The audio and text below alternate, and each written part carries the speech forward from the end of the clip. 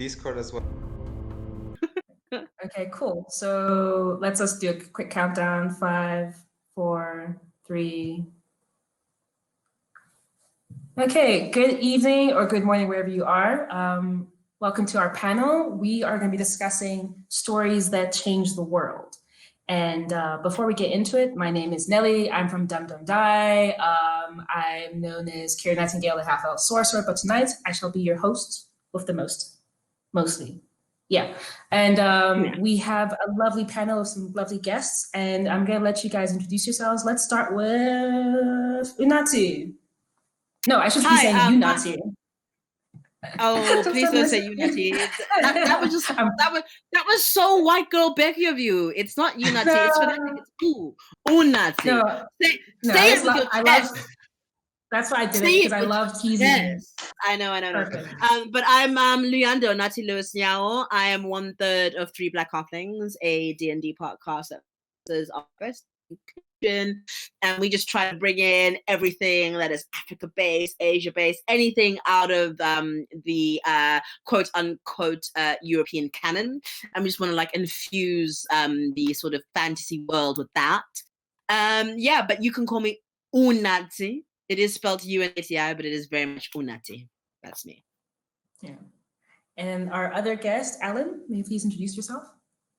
Hi, I'm Alan. I'm founder and game designer at Twin Drums, and we're a game development company currently working on the Wagon Chronicles, which is an Afro-fantasy online role-playing game and a D&D setting as well. And we're currently on Kickstarter, trying to bring more awesome African-inspired fantasy magic to the world. So yeah, that's me. Yeah. The best D&D setting, in my opinion. Sorry, yes, like hands down. Yes, it's so best. The so best players. I'm just going to say one thing. Like I mentioned to my team that tonight this is happening and so on, and they were all like, "Oh my God, there's Unati as well, our player, like our Lion Blood," and they were like, didn't care about me being at the panel tonight. It was like, oh my God. Yeah, exactly. I should have just said there's Unati's panel tonight, because I was like, this me, and then there's Unati. And that's it. That was the end of the conversation. Everything, wow. Unati. Yeah. So she's our favorite player in Wagadu. I love playing that Lion Blood. I love playing that Lion Blood. I'm looking forward to playing it. I'm going to play it on Sunday because it will be one of our games during the Comic-Con Africa during the weekend. So awesome. I've been fangirling for a while, and I just keep wanting to play it. And I waited to let other people join in who weren't part of Dum Dum Die. I was like, screw it. Let me just jump on it now. And I'll harass you later, Alan. Be like, listen, I have some notes, but I really love the game. That's delightful. I'm so happy to hear. It goes without saying, I'm big fans of both of you guys. So just don't mind me if every now and again I stop and just clutch my Swazi pearls. Catch your pearls. I'm really excited. I love those Swazi pearls. I'm just noticing now they're awesome. Oh yeah, I'm Swati.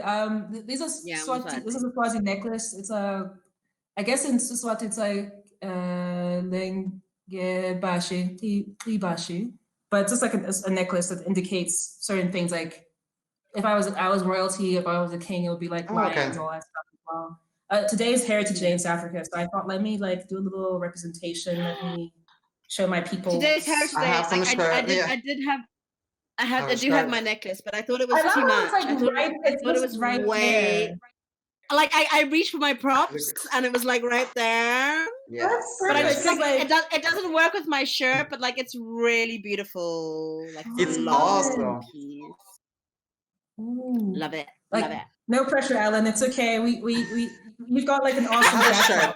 I have a shirt, an African shirt. So I love your shirt. I love your shirt. Your shirt is amazing. Your shirt is giving me life. You know what? If I have a prop, eventually, at the end of this chat, I'll get my prop and shirt. I have something else. So sure. Really? I'll put it away.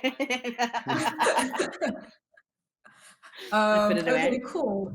So I guess it goes without saying that this is a pretty diverse group. I think whenever people think of Dungeons and Dragons or even tabletop role playing, they tend to imagine what they see in pop culture. And right now, they see people like characters from the Big Bang Theory or like, Stranger Things. White people. Hey, there's Lucas in Stranger Things. Give us that one thing, okay? Hold on, I've got like something too. So I'll have you know there is a Black child in Stranger Things, and yes, there is. I know. The one. They gave us something, okay? I will stop interrupting you. I'm just always that person who's going to be like, and the colonizer? Where are you? Anyway, I'll keep quiet. No, don't keep quiet. I love a little zest, a little interest. But whenever someone mentions like Dungeons and Dragons or tabletop role playing, that's what they imagine, and then they look at you.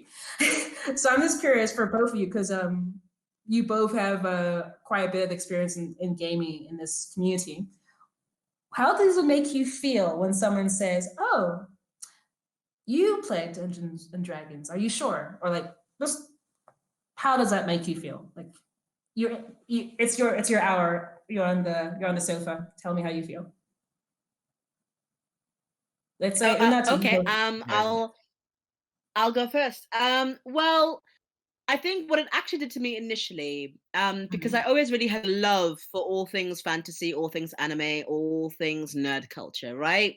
And I think when I'm 32 now, but when I was about 15, sort of 16, what it actually did is that it pushed me further into isolation, because what it did is that it told me that this space was supposed to be held for people who did not look like me. And it said to me that I was either a visitor or I was, somebody who could be potentially fetishized. There was no real space for me, especially kind of growing up. I think as a kid, like my first sort of like deep connection into sort of nerd culture was Storm in the old X-Men cartoons, because that was the one thing we had on TV in South Africa. It was like that old school cartoon, and that was the first time that I was like, oh, this could be me. I really love this. And then to be fair, that it's kind of translated into my current life in that I barely go to cons. I just don't go anymore. And I'm going to start going, because I think it's important for me to carve out that space, not only for myself, but also for others. But I think for a long time, I just didn't go to cons. I liked my nerdy stuff in silence. It's like a dirty secret. No. Yeah, well, I mean, because in one way, of course, it does come from the sort of non-POC community, but then also at home, it's not really accepted because that it's very much seen as a white people quote unquote thing. And until we start breaking those barriers and just being like, it's just fun, guys. Can we all just have a good time? Then it becomes kind of difficult. But initially, for the most part, it felt like a space that I wasn't necessarily welcome in. So to answer that question, how did I feel? I felt othered. I felt othered, even in a space where, in terms of the content and the material, be that gaming or tabletop gaming or comic books or whatever medium it came to me at. It always felt like I was just outside of it because I wasn't allowed to enjoy it. So, but now the older I get, the more I'm like, you know what, y'all can all keep your mouth shut. I like these things. I'm here. I'm loud. And I want to bring in my influences because we have rich cultures. And just a little side note, maybe we might touch on it later. Like, I'm currently playing a D&D game where I'm bringing somebody into my Afro-based setting, that's based on Shaka Zulu Mzilikazi in the late 18th century, early 19th century, in sub-Saharan Africa. And I'm trying to like incorporate him into the game, but he's Chinese and he's bringing in all of his sort of understandings and sensibilities from Asia. And I'm allowing that. Not that I'm allowing that. I'm just kind of going, bring it in, man. I don't know. Yeah. I'm going to learn. Let's learn. Let's be free. So yeah, that's my long-winded answer to your question. I felt very much other, but I am trying to own that space going forward. Okay, cool. Yeah. So Alan, how does it make you feel when someone sees you and can't correlate their perception of tabletop role playing with you as a person? Yeah, so first of all, it's a great question, but first of all, I want to say I want to play Illuminati's setting, so please invite me to one of your games because it sounds so Oh, awesome. I have a space. I do have a space. Yeah. So please come Yeah. through. Do you have 2 spaces? Cool. Okay. Yeah, Yeah. I have 2 spaces now. Now I have Yeah. 2 spaces. Okay. The only thing, I'm a bit intimidated by the clicking of the Southern African languages, so I just have to find a way to pronounce that. That's the only thing. You need to be patient with that. Oh, yeah, no, that's totally fine. I think it's all a process of learning, no? Like, I can't pronounce most Japanese names or most Chinese names, or, you know, I can't pronounce most some Swati names either. Like, I just bastardized the name of their clan. So, you know, it's all learning. Okay, awesome. Because I always have this feeling that the languages with clicks are just a level above every other language because you're just like kind of like high elves because you use more of the masses and everything. So we're like somewhere below, like just the goblins, and then there's like high elves speaking like these languages. I do like being seen as a As a hell. I'm gonna be really basic and be like, like it's a terror. That's like your basic nursery rhyme you learn when you're 3. To me, it's like high elven magic. I just listen to this, like, what's happening now? Like, it's just going to something. Yeah. Anyways, like, I'll stop taking the conversation off topic. I promise. And so how it was, yeah. So how it was for me. Actually, you know, I grew up mostly in Europe, in Southern Europe, as a Black man. And the otherness that Unati mentioned was there in many things. And one of them was definitely the role-playing environment. And, you know, it was really literal, like very black and white. Like, I remember there was this kind of center where people would go and play games, like board games and role-playing games in my hometown. And I knew, I think I've been there once or twice as a teenager, and I usually wouldn't go there because I knew that everything had to do with kind of like Nordic, Gaelic, and therefore Tolkien and fantasy cultures was associated to white extremists, like extreme right and white nationalists. Wow. So yes. So I mean, of course, this is just a fringe. It's not the majority of players, Of course, but they would they like to go there and meet there. So I went there once. I saw these people and they saw me. Luckily, we didn't interact, but I didn't feel welcome. Let's put it mildly. I didn't feel welcome, you know, and I was like 15 or something. But luckily, I had like this motley crew of friends that were like kind of a bit the outcasts. We're not fitting.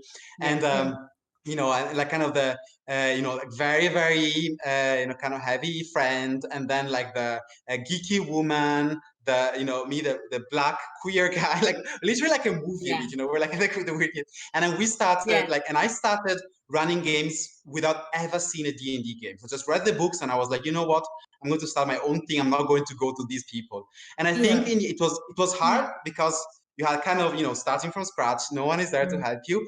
But in the long term, as you know, as always, I think about being different, it ended up being a blessing because I created my own style of role playing, and I learned how to create content myself, you know, without expecting someone to show me or teach me. And ultimately, you know, maybe I wouldn't be a game designer. So, you know, I'm not saying that this is good. We shouldn't have this, but I think it's about it made me other.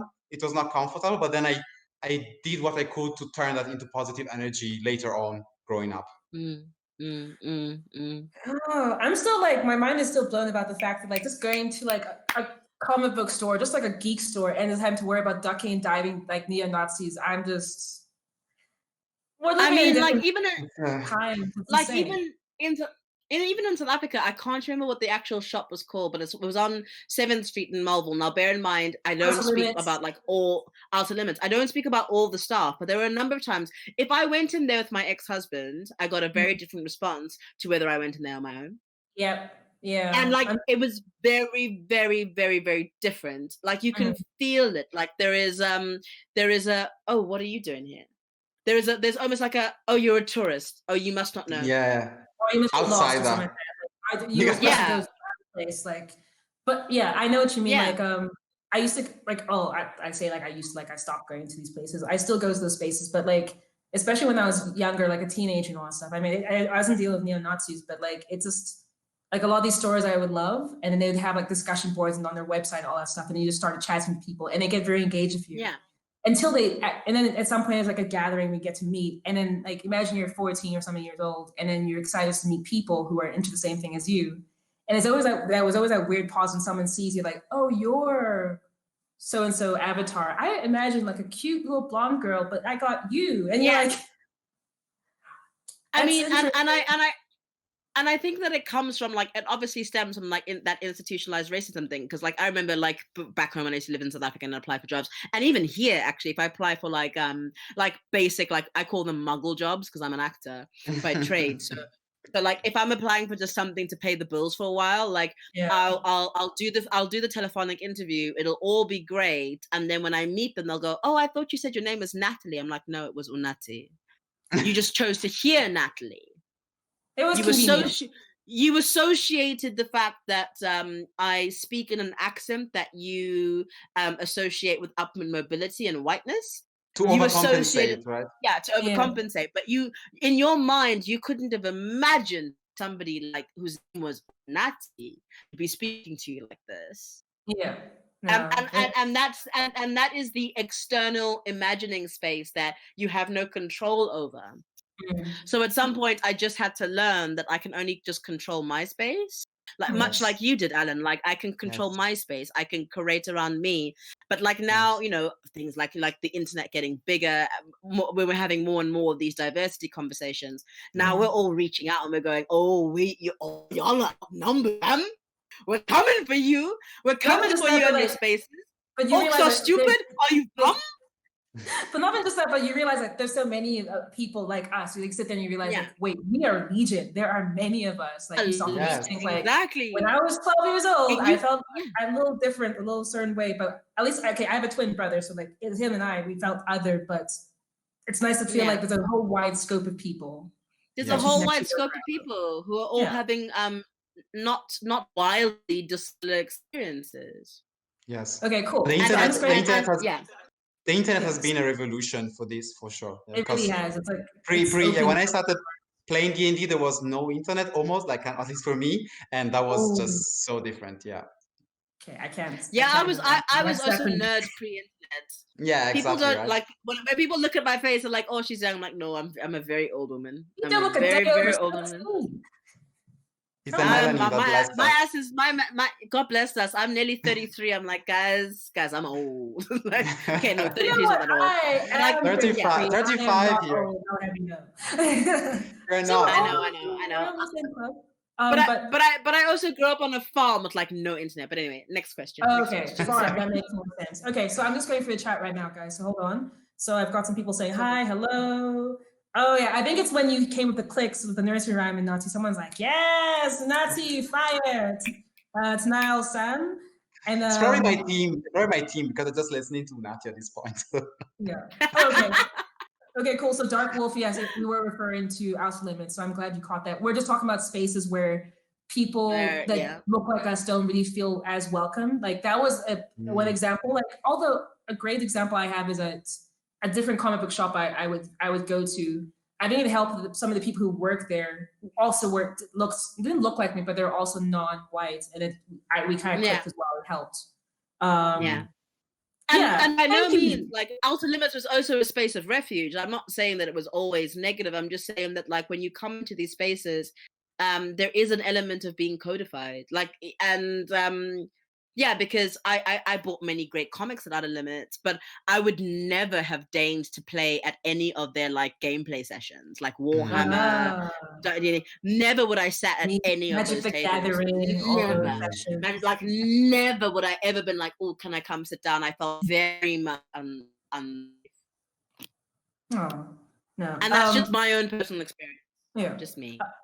So Shade Splitter says 33 is not old. Thank you. You and I are on the same page.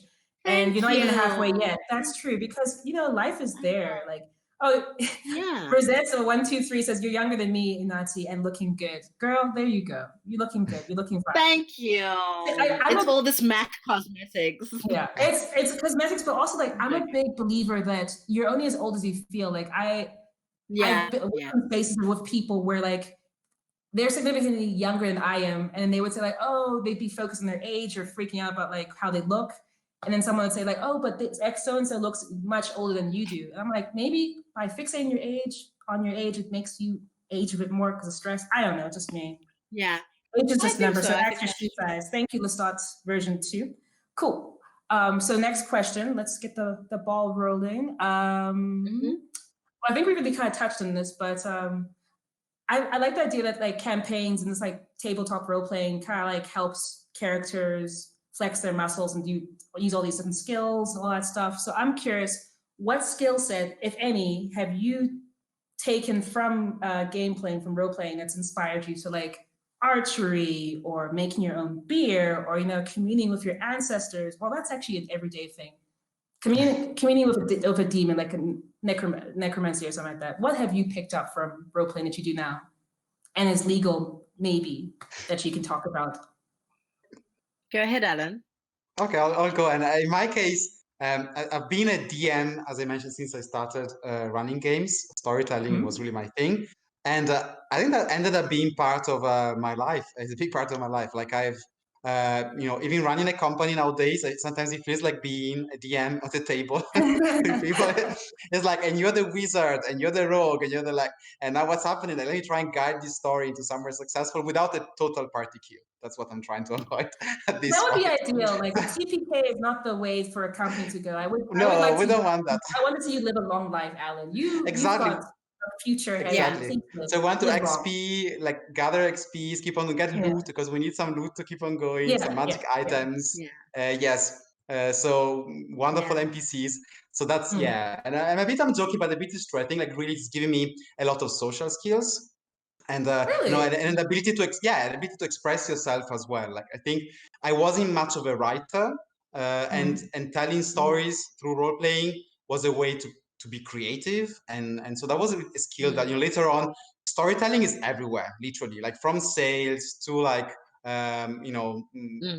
Being able to tell stories is so important. We were forgotten now because, you know, our ancestors, our grandparents used to tell a lot of stories, and now we're more and more, you know, like just rushing around and you know, too busy to stop and tell stories. But D&D is one of these few occasions where we can literally sit. It's not a fire, maybe it's beer, but we sit around the fire, and we can tell stories as our ancestors. Yeah.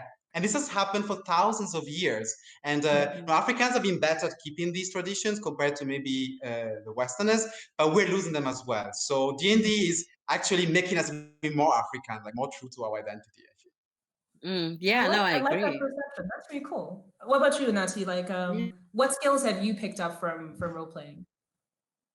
I think for me, from role playing, I suppose, like, you know, primarily I'm an actor by trade, and what it has done is, I mean, you get trained. I trained at in London, at like a conservatoire, and I learned all these really awesome, like, you know, tools, Stanislavski, Michael Chekhov, all these things, all great.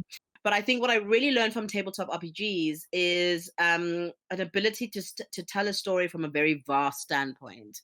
And because myself as an actor, I can get very bogged down in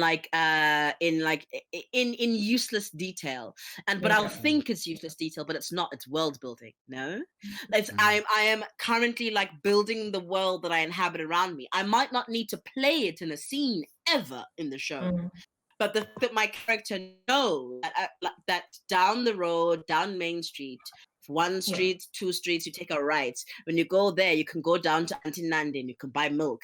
Like the fact that I know that only enriches my playing. And that started to come into my work as a dramaturg and in my work as a deviser and a creative work.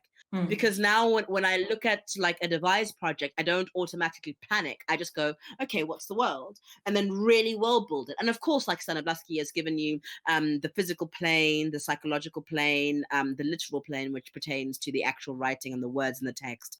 And then one more that I'm forgetting. Oh, the social claim, sorry, which pertains to how the world is structured socially, right?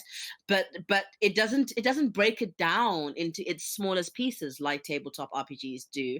And it really has helped me. Like I'm currently devising a show using the sort of D&D 5e system, because what it does, like around the table as devices, is we go, this is the world, and then we just start to roll for it, because you stop getting in your own head, right? So if we're all talking about, oh, maybe the society, maybe this religious faction should be like this, they believe in this, but are they good or are they evil? We could sit there for 3 hours talking about why they could be good or evil, and then eventually just go, hang on, let's just roll for DC 10. DC below from 1 to 10, they're evil. DC below 10 to above 10 to 20, they're like good. And then DC 20 to 30, they're like a little bit more gray. Roll it. And then you just roll it, and you stop getting in your own head about decisions, right? And that's also bled into my own personal life. Like even now, like when I'm like decision making, instead of, okay, obviously, like, you know, I still have like my own health issues, and anxiety is a problem for me. But now sometimes, honestly, it's happened a few times in my life. Well, I'll just reach into my dice bag and pull out a D20, and I'll set out a DC for myself and just go, I'm going to roll this dice. I'm going to stop thinking. I'm going to stop overthinking this thing. I'm just going to roll this die. And if it comes out of this and this DC or that DC or that DC, that's what I'm going to do, because all of them are equally valid. It's so helpful. Like just as it streamlines your life, right? Because like it makes things so much simpler if you just look at things, and it not obviously life is very complicated. It's very like it intense and whatnot, but like it helps you streamline and helps you focus, especially like you mentioned with your anxiety. So I imagine that's a great way to actually like process all this information, all the stimuli as well. Yeah, I see.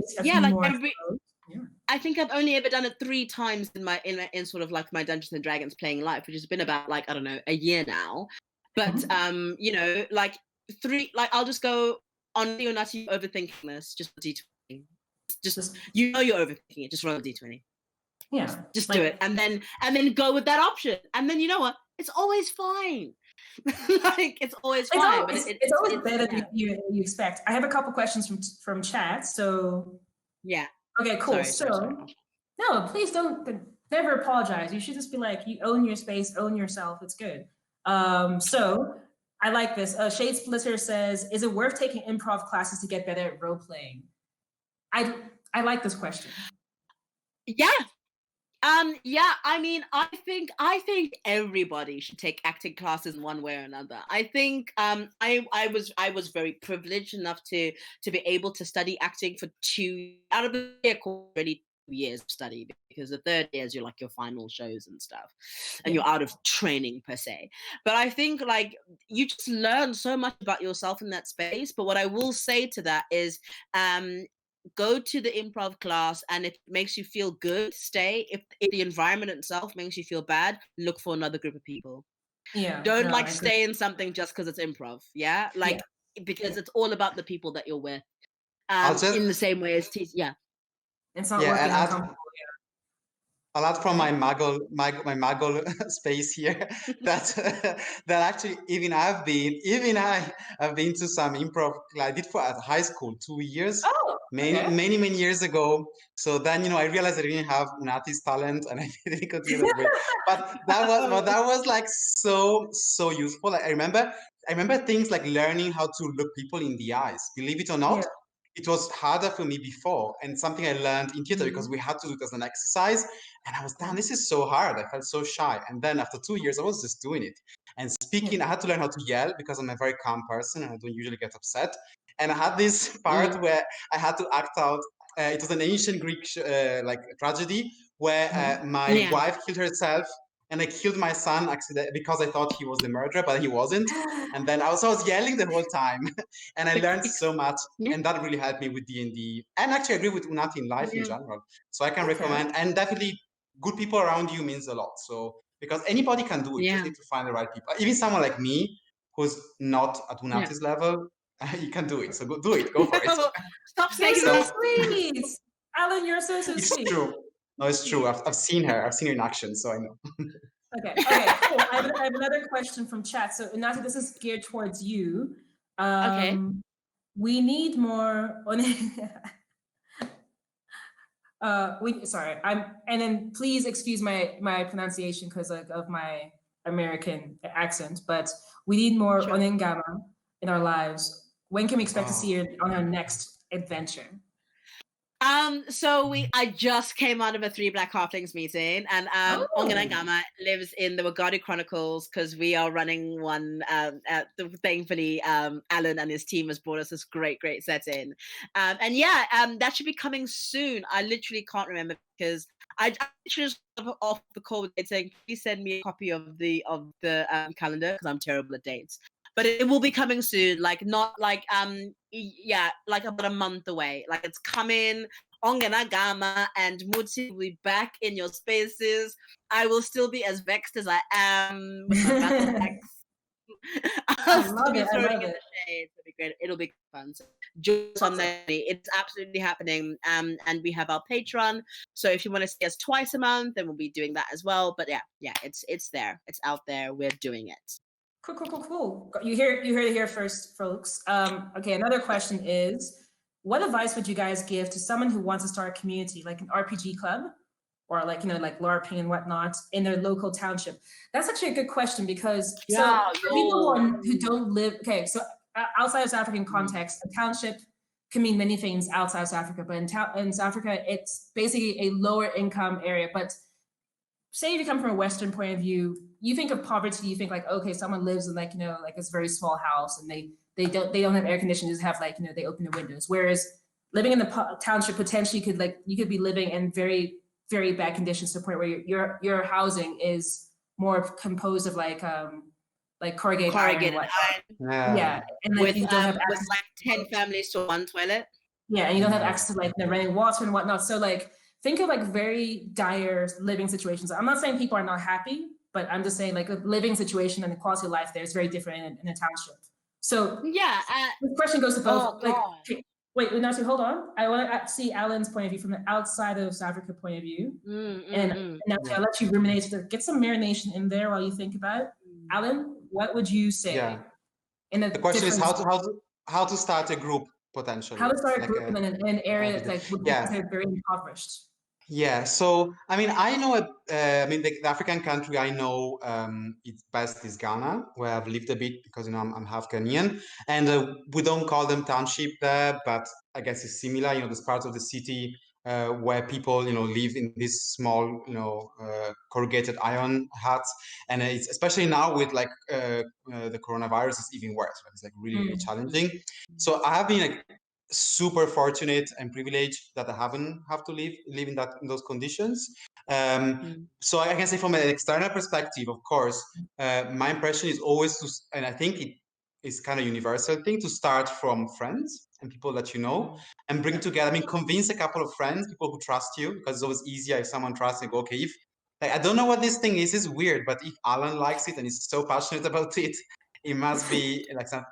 Yeah, and then I think so to start with friends. The second thing is to tailor everything, because what works in New York, in the US for a bunch of white kids might not work for a black kid in Italy. For me, might not work for a bunch of black kids in a township in South Africa. So again, from an outsider perspective, I can just say like tailoring. I think trying to make it work, and maybe the rules need to be completely thrown out and changed. Maybe there's and who knows? Like, and I think there's role playing is something we all do when we're kids, when we're children, and when it's natural. So it's the most natural game. So I don't believe when people say not everyone is made for role playing. I disagree. Everyone is. You just have to find the right way to approach it, and it could be different anywhere.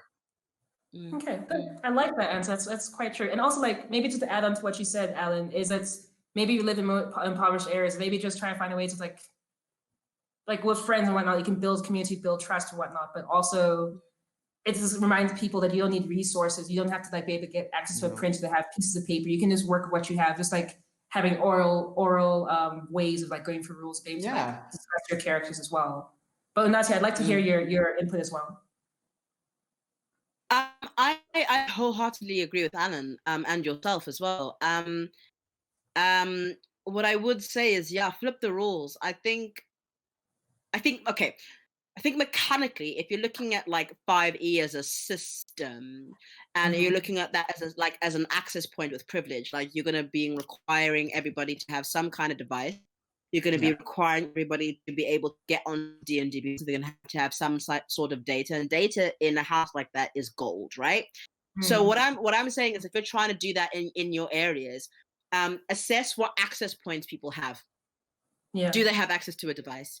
And if they do have an access to a device, do they have access to disposable data?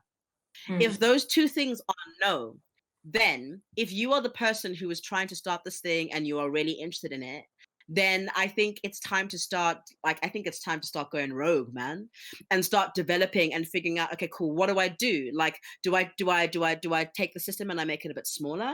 And don't think that you are contracting that because of your environment, or because of you are dealing with poverty or any sort of financial issues. Remember, like things like Vampire the Masquerade, much simpler system. Call of Cthulhu, much simpler system. Like, look like how you can go, okay, cool, how to make the system intriguing and exciting for my people in my area. Like, do I bring in people like the Tokolosh? Does a Beppo become something? Is Binky Binky a threat? Like, how do I make them play with the things that they are excited about in their areas? Like, and also give it context, right? Exactly, give it context. Go into the Daily Sun, like, you know, the Daily Sun back at home, right? Like, go into the Daily Sun and look at those headlines. Like, can you bring that into the game? Like, those things that people are reading. Like, how do you engage them because of things that they care about? Like, it doesn't have to be elves and dwarves. Like, the day I learned that D&D didn't have to be elves and dwarves and dragons was the day I was liberated. Oh, it doesn't have to be elves. Word. Idea, and you just like got off and just did new things. It can be whatever I want it to be. That's the magic of like role playing and world building. Just it's all this. It's literal creation, right? It's just full on creation. Oh, yeah. Make it what it is. And the one thing also, the thing I'll say about that is keep it collaborative. The more you engage the people that you're playing with and the friends that you're bringing in into building the world, the more they'll be invested, because it'll feel like it's a part of them. Like, bring them in and be like, oh, we're creating this place and then we're going to play in it? Awesome. Yes. Right? Yeah. Guys, you guys are making me so happy. I can't express it, but go ahead, Alan. Say on top of this, like, amazing wisdom that was just being delivered. A tiny tip on top of this is, I think, get some dice for everyone. Like, I used to do that at the very beginning. I just bought a bunch because I was trying to convince people to play. If you can afford it, just get a bunch of dice. They're quite cheap. You can find quite cheap ones, plastic, simple dice. And yeah, there you go. Like, give everyone their dice, and it's 50% of the work is done. Because they're tactile, they look great, they have these different shapes and colors. It's like, I want to roll them. How? Okay, you need to do something. Let me show you what you have to do. And that's it. And you start. That's true. I like the idea. And also, like, you get more buy-in because people get a bit scared, like, oh, you want me to spend money when I haven't even gone to this thing I don't even know I like. It can be a bit like intimidating as well. So I do like that. Okay, cool. Make it so I'm getting more comments from chat. Yes, they agree. Make it relevant. And that dice thing, sorry. If people do have access to a smartphone device, you can download a dice running app. Yeah. That makes it easier as well. And at least it's like, it can be shared as well because people can just use the same device and just save themselves time as well. But these are more fun. Remember that game you used to play as a kid where you drew a circle, right? And then you had a big circle and then a smaller circle. And you had to throw up the stones. You had to get them out of the bigger circle, but in like a numbered sequence. We play that all the time. We love playing with dice and stones. I'm not familiar with the game, but I get your meaning. I feel like I grew up in a very different way. But I'll have to ask my little cousins about that because I don't know that game. Alan, I need to learn. I need to learn about it because maybe it could be material for the Wagon Chronicles. So please, it really is. It's a fun childhood game, and you play, and then you've got to get the stones in, and you each have to get like. I'll have to ask my mom specifically about the rules because I'm terrible. I haven't played it like for the last 2 decades, so I have to ask like my mom. I want to speak with your mom, please. Can I speak with your mom? Yes, you can. You can. We'll organize a Zoom call. Anyway, perfect. Done. Wait, I have a question. Do you guys remember that one? Okay, I remember this game from my uncle where it's, dang. Okay, wait. I have paper and pen. I can just do this. Let's make use of what we've got behind us. But it's basically you have a whole bunch of like stones or beads, and you've got a tray. It's called Ore in Ghana. Ore. I think it's called Mankala in other languages. Every single African culture has a variation of this game. I know.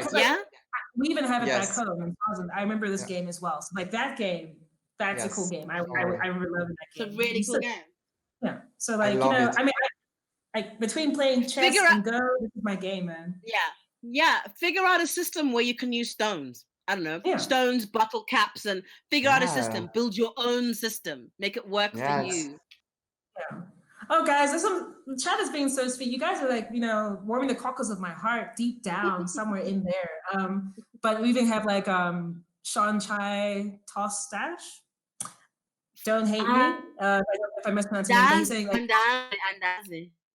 yeah, they're making, so they said like, awesome answers. Thanks, guys. You are my heroes. # fantasy can be whatever you want it to be.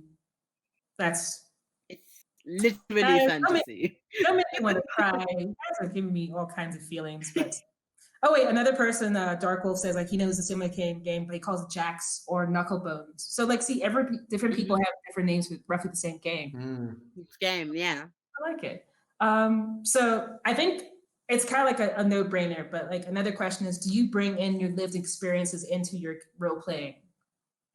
I have a very deep feeling that the answer would be yes, but let's hear what you guys have to say. Let's start off with Natu. Yes. All the time. I mean, I'm gonna Done. I suppose when I first started playing, I would always play tieflings.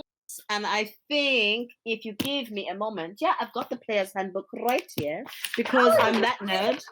All your props I've been planning a session all day, so I've got all of my notes and stuff in here. But I really want to read the passage that really speaks to me, to the tiefling. Sorry, give me 2 seconds. Right. To be greeted with stares and whispers, to suffer violence and insult on the street, to see mistrust and fear in every eye, that is the lot of the tiefling. And if that is not my experience as a Black woman, wherever I go, I don't know what is. So when I first started playing D&D, and I've been listening to like a lot of other POC players and creators talking, and somebody really made a really good point. And he was saying, Gabe something or other, I will check his Twitter, but he was saying that the reason why sometimes we're drawn to the monster races is that they're the only ones who have experienced some sort of oppression that is already like visibly available, like from the offset, and that's why we immediately relate. And that's why I think the first sort of 3 games I ever played, I always just went for tiefling. I tried to look up the other races, but like nothing resonated. It was tiefling every single time. Not because that was something I wanted to relive in game or be experiencing in game or be triggered by in game again, but it was just like a point that I could really relate to this character and to the species from. So I kind of took that on, and then to extrapolate that into then being a DM and venturing off into my first sort of little bit of world building, my whole setting, the Mfekane, is based on a sort of historical love affair that I've had for a while, trying to really engage with my Zulu Xhosa heritage.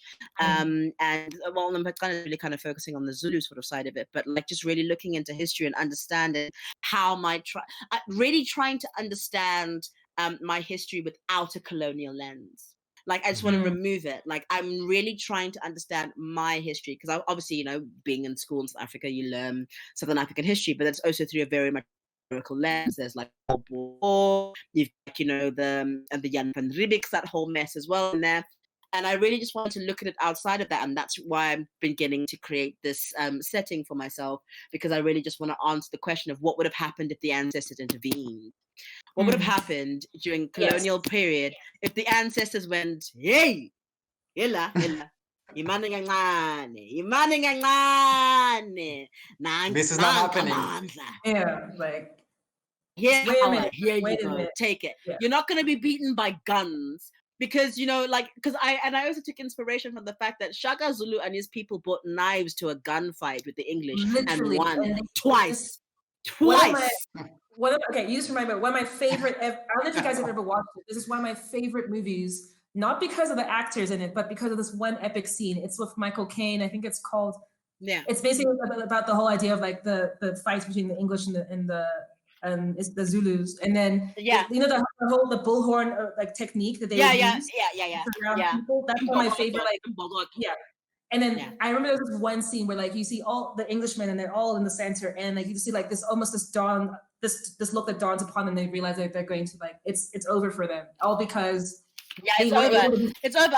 I even put my notes. Weaponry. So how Shaka broke it down is that on the left horn, the left flank, there'd be like roughly 6,000 men, and on that side, they were called the Ingo Angosi, which means benders or humblers of kings, and Ibonambi, seers of evil, and then the central force would be made up of about 9,000-ish men, and that would be Umkulashane and Imklijo. So Umkulashane are straight line or coming at you, and Imklijo are sharp points. So they would come at you with a lot of manpower. And then on the right horn, they were called the Utututu, the support or the strengtheners, and then Unonkenke, the scrappers. And so the front horn would like come at you, and then you'd think that's the army, right? You think that's them. Nah, you're being flanked on both sides. That's what I love about that. Decimating it. So good. Sorry, it's part of my setting, so I've got notes literally right next to me. I have all my props. I just love that because you and we will talk because one of my favorite things is speaking to my family and to try to speak to them about like, not just like oral history, but also like mythology and whatnot. And it's just interesting to see like our perspectives and what's actually happened versus what's we're taught in school.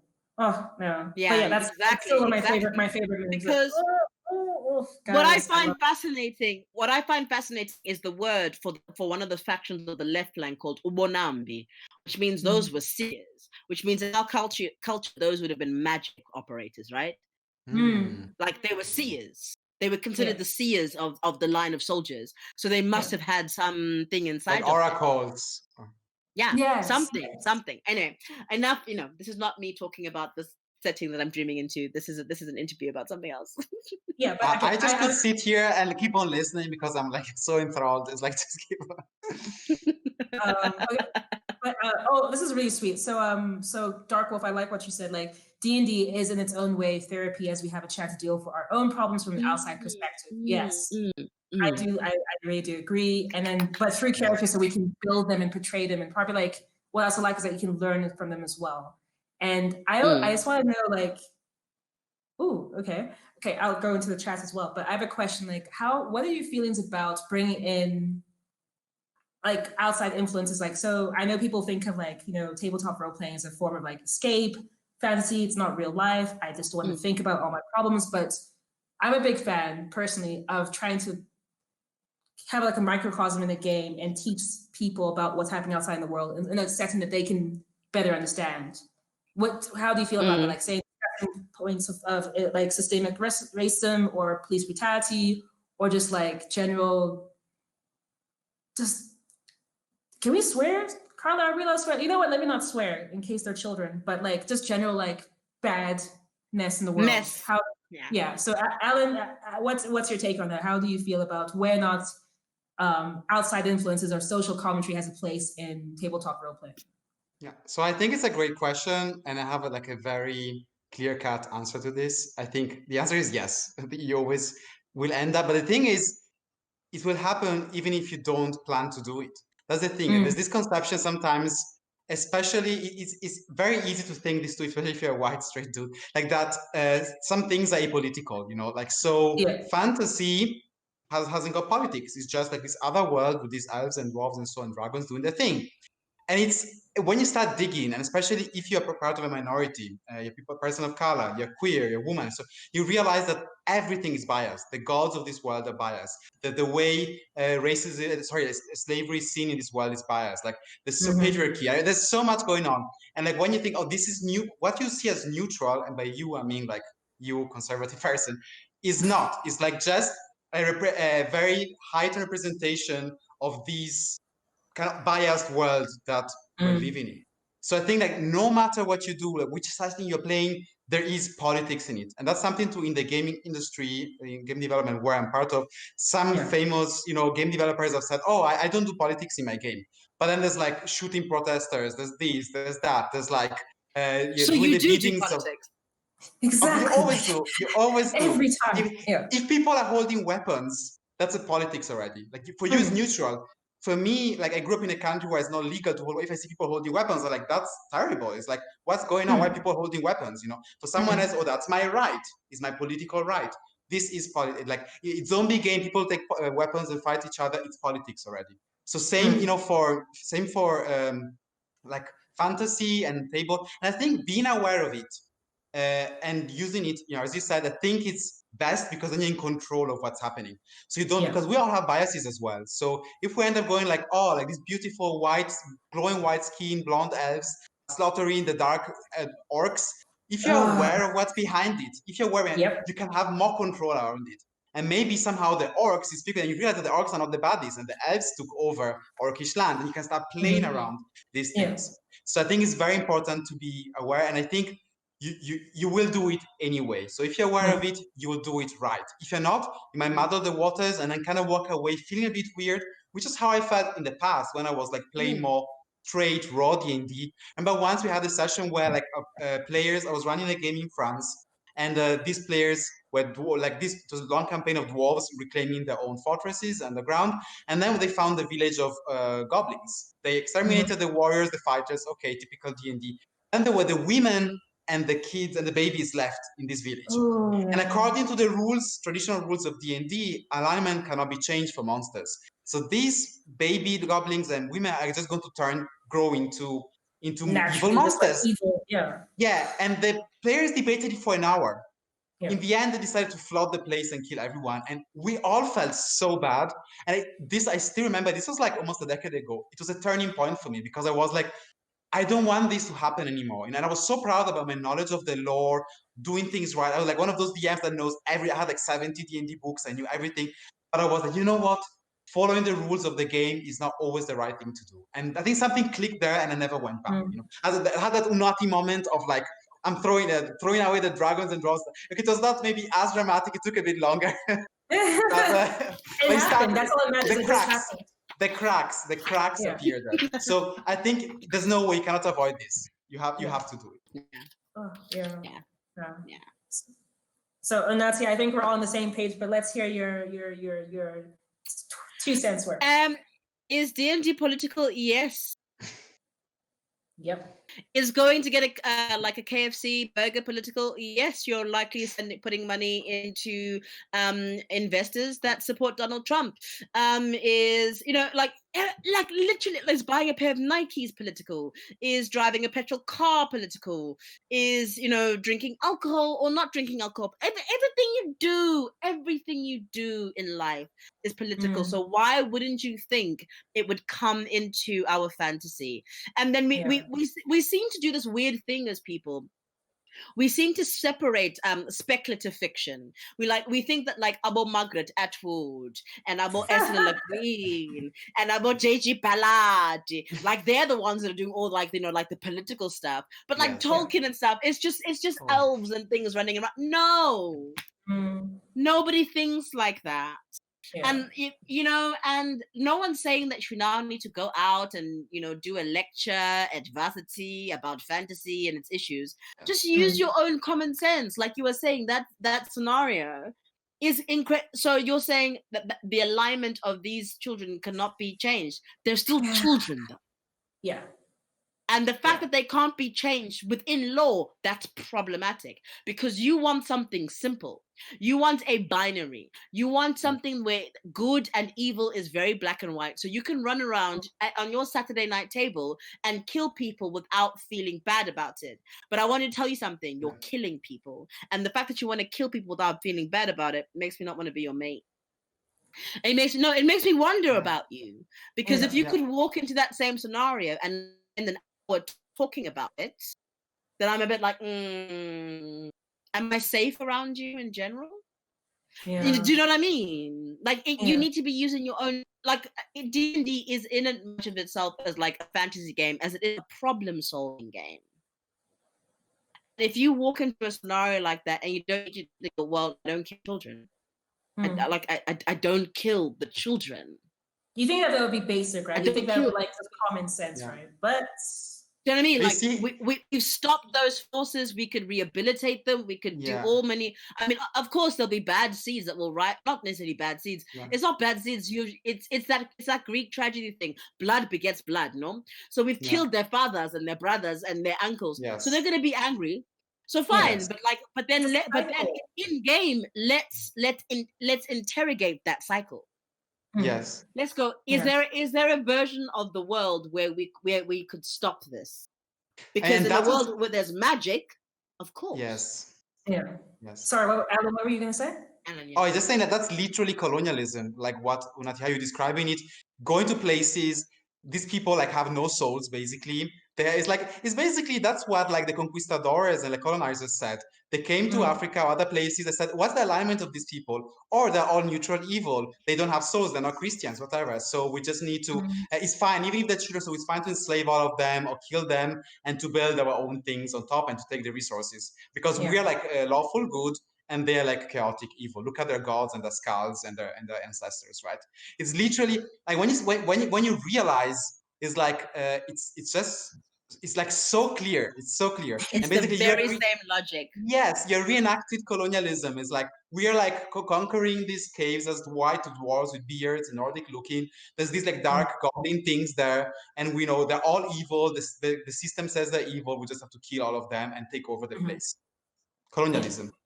Yeah, and like I'm glad that people are starting to like maybe slowly but surely, but people are starting to realize that maybe like reconsider how they even like perceive these types of characters, like, and then even the idea of like just how we look at what typical, even a goblin is allowed to be smart. A goblin is allowed to be like dignified. This, you don't just like. Also like paladins boring.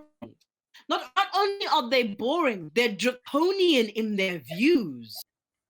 Like as a paladin, like if I when I at a table sometimes when because I obviously play a tiefling, but like when I encounter a paladin, like a tiefling roguey type, like with a bit of fighter in there, when I encounter a paladin, I just want to smack them across the head. I'm like, like you're gonna do it because your god said so, like because he said so. It's the wrong thing. Like we can all see that this is the wrong thing, and yet you're still gonna do it because I don't know, you're following some god. Are you sure about that?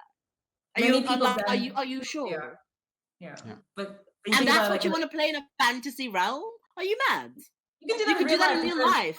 Because people do crazy things in the name of their whatever they believe in. That's the crazy thing. I just want to read some stuff from chat because chat's chat's on fire, guys. I think that game is inspired by our discussions of a lot of stuff. But so we've got someone saying that that makes sense. And then I thought of it that way. The reason why I play games like Dragon Age or Neverwinter is that there weren't only a couple of looks and they could build from what they choose, so they had some more flexibility, but they're just starting to realize that there's other things you can do. And then another person says like, oh, I know from my own playing that no matter how much I try to build a different character, a lot of my true self tends to bleed through the cracks. So even if you try to build something different and try to do something different, people might tend to default to what they know, what's familiar, what's their own context.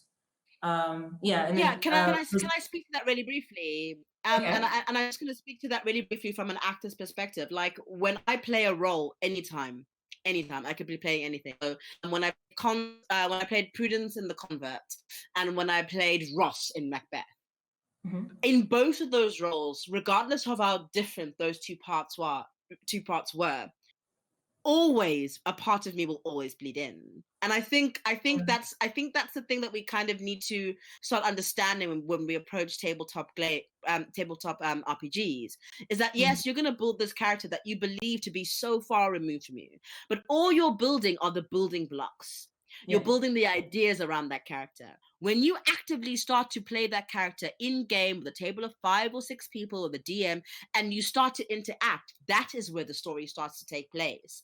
And I promise you, 9 times out of 10, you're going to start activating from your own personal point of view. Word to this, and I even tell my players now, and I've been running it for like 2 decades, and I've seen that again and again and again. Pick a character that is connected to you. Don't stray too far from who you are. Because maybe for one shot, you can manage to be that completely opposite of you. But in the long term, characters are always a part of you. They're not exactly you, but they're part of you, and they reflect a lot of you. So if you're like the shyest person on earth, you're not going to be the most talkative. Don't play a bard. Or either you're playing like a very quiet bard that's just make it you. Yeah. But don't be like the typical kind of like cookie cutter bard that is like super talkative, charismatic, because you're going to struggle. It's not going to be fun. It's not even going to be fun in the long term because you're going to force yourself. It's going to cause you anxiety. So I very much agree. Yeah. Anxiety, exactly, because you're going to try to be someone you are not. And that goes against everything that's said, like be yourself. So even as a character, be another yourself, but it's still yourself.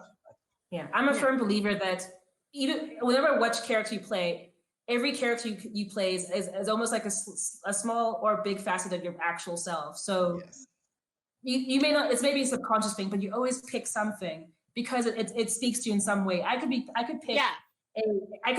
pick like a murderous, I don't know, scientist in a horror fantasy. And hey, what? I am a scientist by trade. Yeah. Am I murderous? I will not say so in public because I don't want to be. No one can use it against you. But like something speaks to you. Like even like you said, like a bard who's shy, and you make them shy, and in your own way, or even just like a because there's so many things. Yeah, because like even technique Michael is one of the ways that I was trained, and one of the things that he would say in his book that I treat as my Bible is the similarities will take care of themselves. It's the differences you need to worry about. Yeah. The similarities when it comes to and I get sometimes people like decide to give me money to pretend to be somebody else on screen, but really ultimately we're all capable of the full gamut of human experience, the full gamut of anything experience, right? So all you're paying me is to tap into the version of Unati that that is a murderous scientist. All you're asking me to do is just to tap into that version of myself and see if I can find that. That's all, but it's still me. Yeah. It's still me at the end of the day, and it's still you at the table.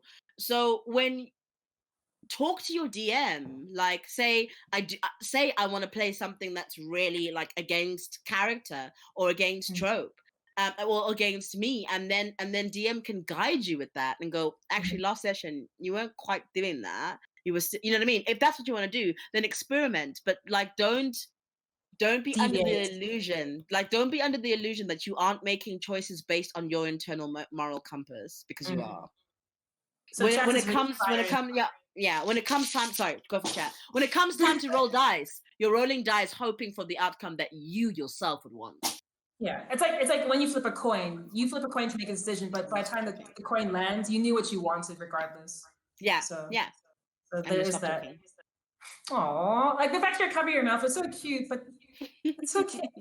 So we've got someone in the chat who's actually writing their master's thesis on incorporation of D&D in therapy. So I love that concept. Yes. Oh my. Can we chat? Because that is awesome. Let's chat. I'm willing to talk to you for a long time about that. Yeah, that's awesome. And then we've got people who've said like I've tried various characters to veer off from my norm, and generally I end up trying my inner ranger. Like there's always something within you that kind of still bleeds out. And then wow, guys, we've missed a lot of. Okay, I'm gonna scroll down. Chat. I'm sorry. I'm not always that's distracted, but oh wow, yeah. We're happy to hear this. The people are engaged. That's awesome. Yeah, I love it. I really do love it. Thank you, chat. Okay. Thank you, chat. The most amazing thing that I have read, this is from chat, the most amazing thing I've read is that even though we are in a fantasy world where we can just do anything, most players will still choose to be good. As it is a world that we can be good without having repercussions. Somewhat sad, but also nice to know that we all have good in us. I guess like also on the other side of that is that some people want to like, I think we touched on this before, but some people veer towards being quote unquote evil or darker. Actually, I hate that term, dark and light, as in good and evil, as in like bad intentioned people. The fact that I need to express this part of myself because I'm a good person day to day, but they veer towards being bad intentioned people for whatever reason. And maybe that master's thesis can touch on that in therapy. Like maybe people can use D&D to express parts of them that are not frowned upon by society. That could be something. Oh, wow. Okay, guys, I need to. Okay. Okay. Oh my goodness. Good. Okay.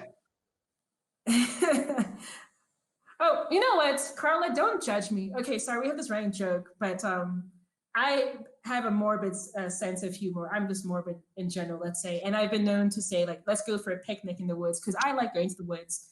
But if I take you on the picnic to the woods, one of us is only coming back because I intend to maybe do something untoward, but it's fine. Anyway, hang on, I'm sorry. Picnic in the woods? Who's dying and why? Exactly. It was just a picnic. If I tell you we're going to the woods, you know it's gonna be a little stabby, but I still have my picnic. If somebody tells me we're going to the woods, I'm like, no. Well, you would say no. You know what? I have a very good sales pitch. I can get people to go anywhere. Like, I'll be like, hey. To me, it depends how many other Black people are there. Like, if it's just me, exactly. I'm not. How many other? Are there toilets? How many access points are there? Yeah, exactly. Is there a bribe? Are these chalets? Do the doors lock? Are we glamping? Yeah, exactly. Yeah. Are we glamping? Okay. So Chaz, so the stock version 2 says they read an interesting article a while back, and the theory is that multiple versions of yourself exist at all times, and they exist in the minds of everyone you meet, and none of them are actually the same because all the people you meet see you differently. Yeah, I do like that. It's like it reminds me of a quote from the author who I don't really like, but I like the quote where they say, like, we as people, as you as an individual, are a combination of every person you've ever met in your entire life. Interesting. I hear that. Because I think I don't know. Again, I must just come back to like my wheelhouse, which is acting, and it's like, no, really, like you're made up of experience, right? Like that's what really makes you up. Experience, memory, connection, emotion. And I think if we take that into our tabletop RPG sort of like role play characters, and also like, you know, am I a ranged spellcaster? Am I a sneaky rogue? Am I a launch paladin? Am I a tank? Like if we take that, like when I come into a campaign thinking, let me like simplify my point. When I come into a campaign thinking I want to play the tank, I come into actually what I'm saying is I want to be the one that takes the damage, because that's what I do in my real life.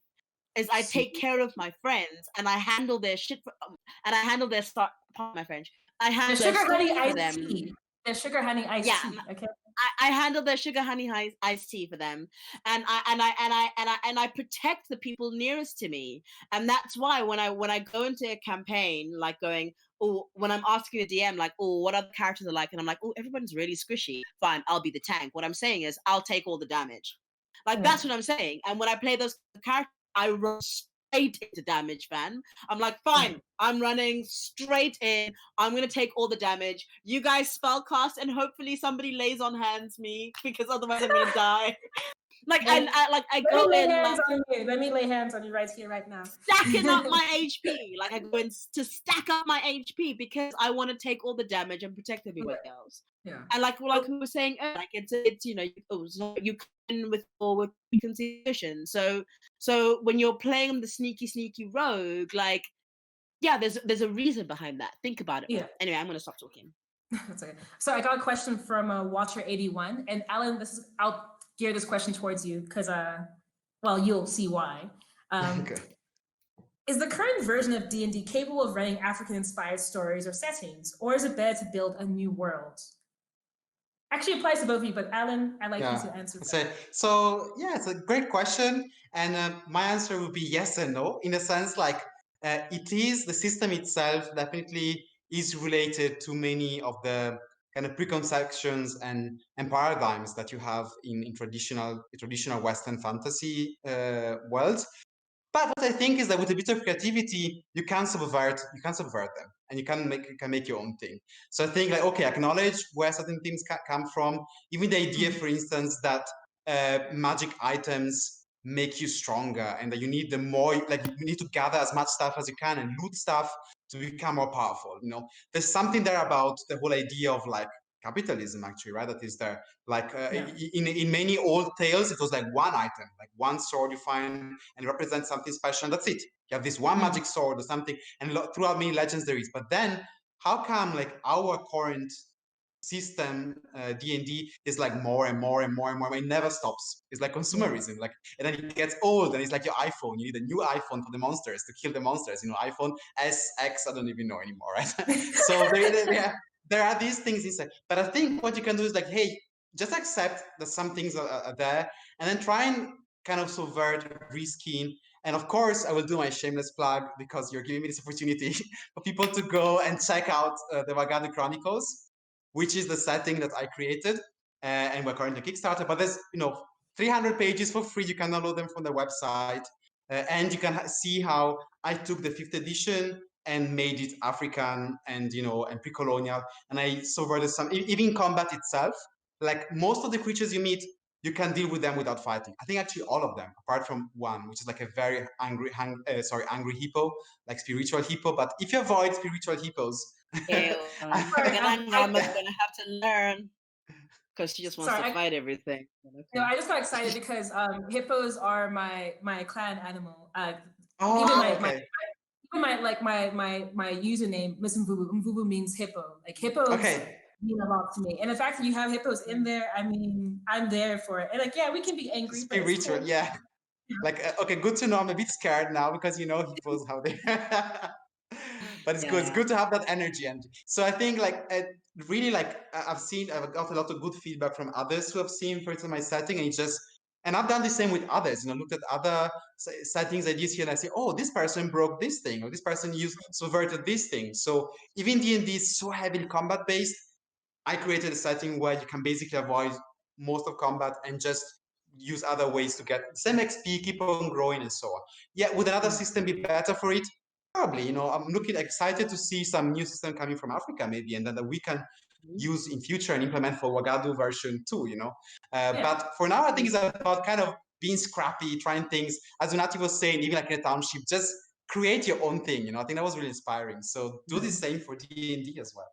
So chat is like saying, yes, they're getting excited. The moment you start talking about it, people are just like, yes, yes. And stop the thing. It's irresponsible. Let's go. It's and also just the quality of the world, the detail, especially the lion bloods. Lion bloods feel so close to my heart because they're based in good tribes, and I'm just like, yeah, you got us down, man. Yes. We think we are lions. Yeah, we do. Because we think we are lions and cheetahs and leopards. Because we are. Yes. It's great. Yeah. Yes. I mean, there's lions, there's hippos. It's like, yeah, it's happening. It's happening. And ignore everything I said 30 seconds ago. That was all lies.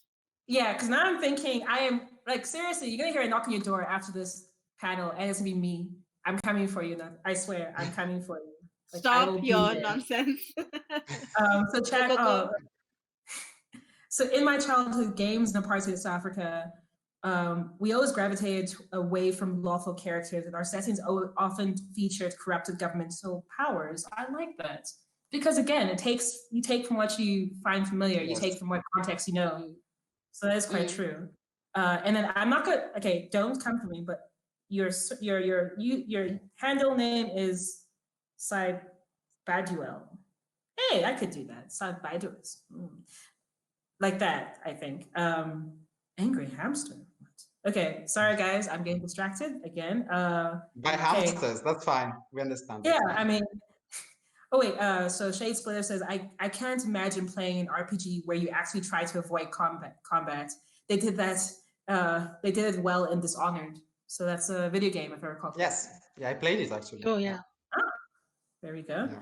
And it says like, oh, but but I don't know. To me, it's all about the action. So like, we all have different things. Yeah, and Carlos does the same thing. No, and that's fine.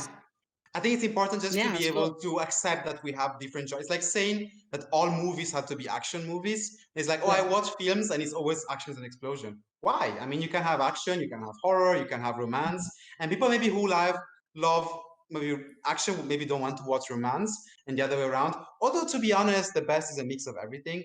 But then it's good to have options. And so D&D currently is mostly action. Let's make it flexible. Let's allow. So even in the Wagon Chronicles, you can fight everything if you want, but you have the option to romance maybe everything if you want. Right? Oh, a little. Okay, maybe not everything, but lots of things. We have another. Try. I'm giving you ideas. Like your DM, Jeremy, giving me ideas. Come at me. Yeah. He'll come at me. What? Like, hi. There's a video game, okay, again, I don't play it, but Dragon Age, where apparently, like, I know people who played it where their goal is to try to sleep with everyone possible because apparently you get the most loot or something. I'm like, so you're playing this video game, it's like Skyrim or something like that, but all you're doing is try to like sleep with everyone. Because their whole idea is like romance everyone in the game. But I mean, I won't do that in your game, Alan. I'm not out here to like, soil. These people should play Dream Daddy Simulator. It's a game. It's good. Yeah, I'll flirt a little bit. I'll flirt. I'll try to romance with consent.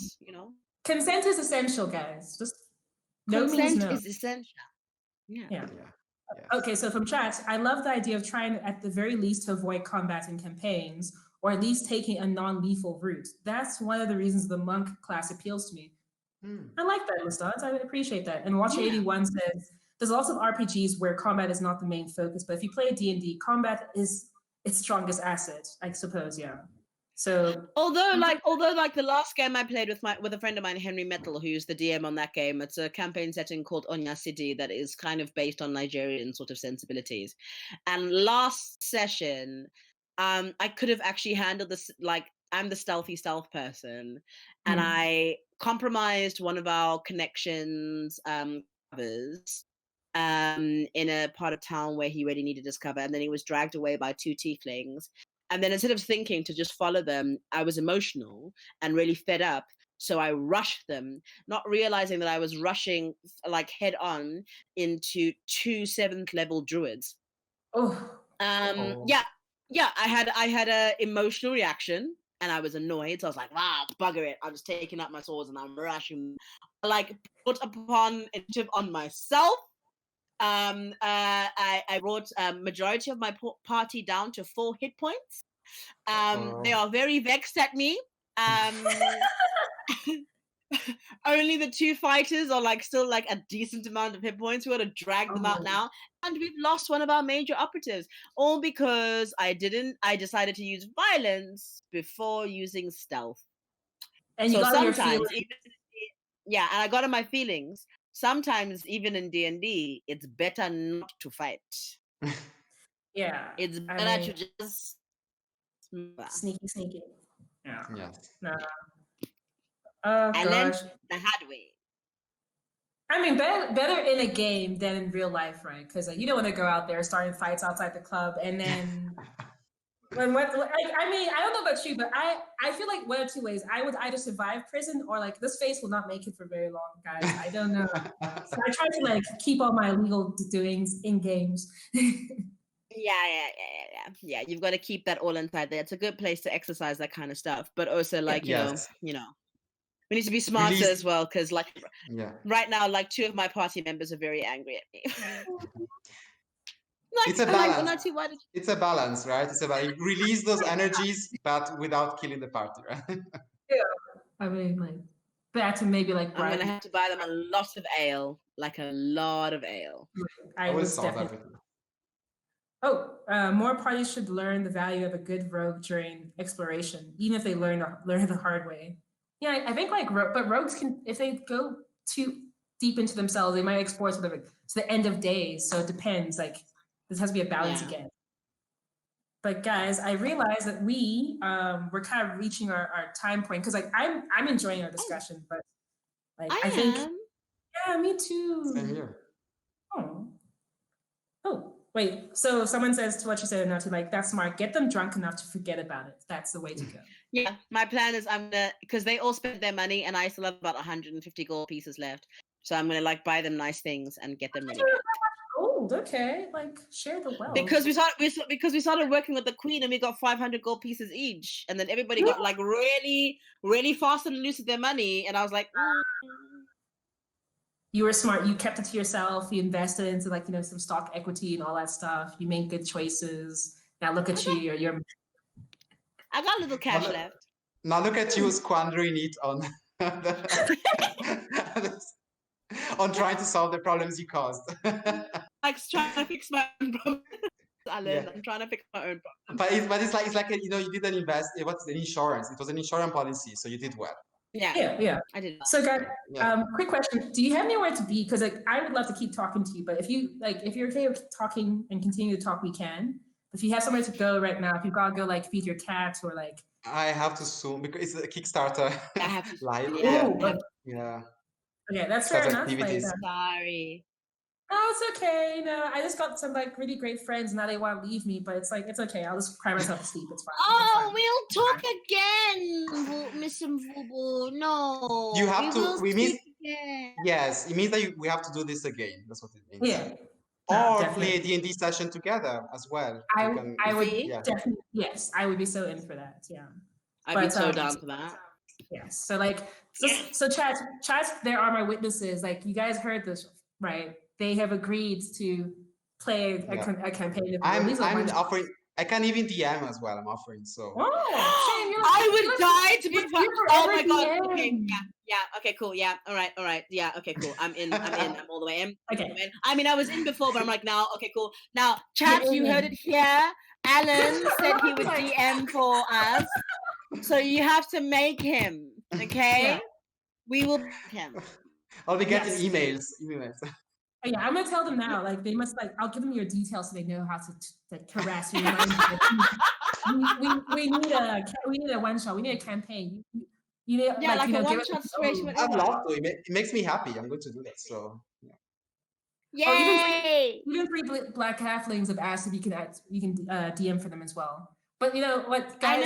We call dibs. Well, I call dibs for us. It's cool. But it's cool. Take it. It's cool. You guys actually can join, but like you know. I'm going to have my Oprah Winfrey moment. Like, and you get a game, and you get a game.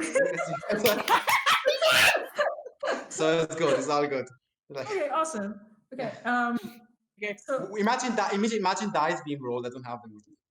Oh yeah. Oh my. Yes, all of us together. Even Dum Dum Dime. Guys, this is gonna be a crossover. That sounds awesome.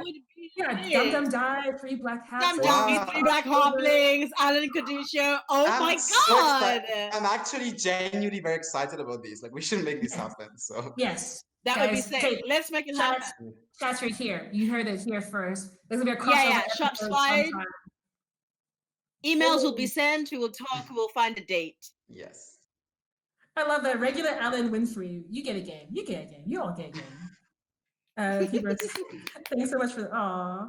Okay, so to wind things down, please tell chat and where can we find you? Where can we follow you in the most legal and safe way possible? So Unati, how can we stalk you? How can we follow you? You can find me on Instagram. I think that's at LU Lewis Nyao, no hyphen. And I think it's the same for Twitter. 1 second. Yeah, same for Twitter at LU Lewis Nyao, Lewis the English way, LUWIS. I'm also on Facebook. Like, I'm super chilled. You can find me anywhere. I'm really relaxed, and I want to talk to all of you all the time. Aww, awesome times, awesome possum.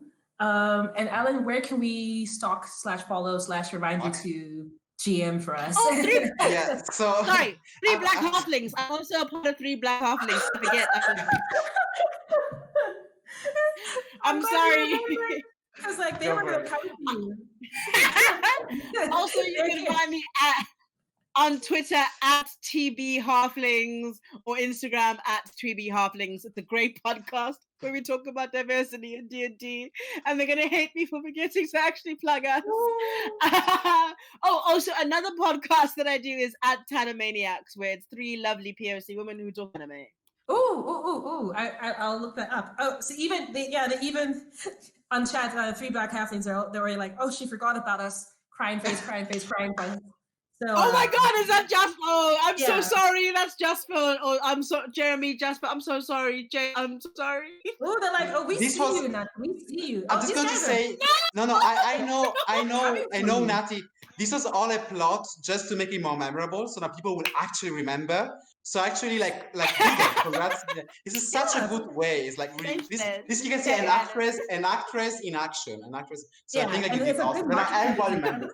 Yes, people will not forget now. So. Thank you, Ellen. Thank you, Alan. Go ahead, Alan. Go ahead. Take it away so I can hang my head in shame. Yeah. So where can we stalk and follow you, Alan? So after 10 years of having an account, I've finally learned how to use Twitter. So you can find me. You can find me on Twitter with my names. Names. Yeah, I literally had an account for 10 years. I posted about Obama once, and then that's it.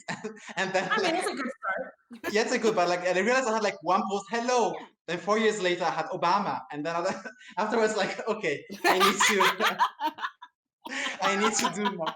And then, when I started my own company, I was like, I should do more because I had like 50 followers who were just like my family and friends. And so now it's quite active. I use it.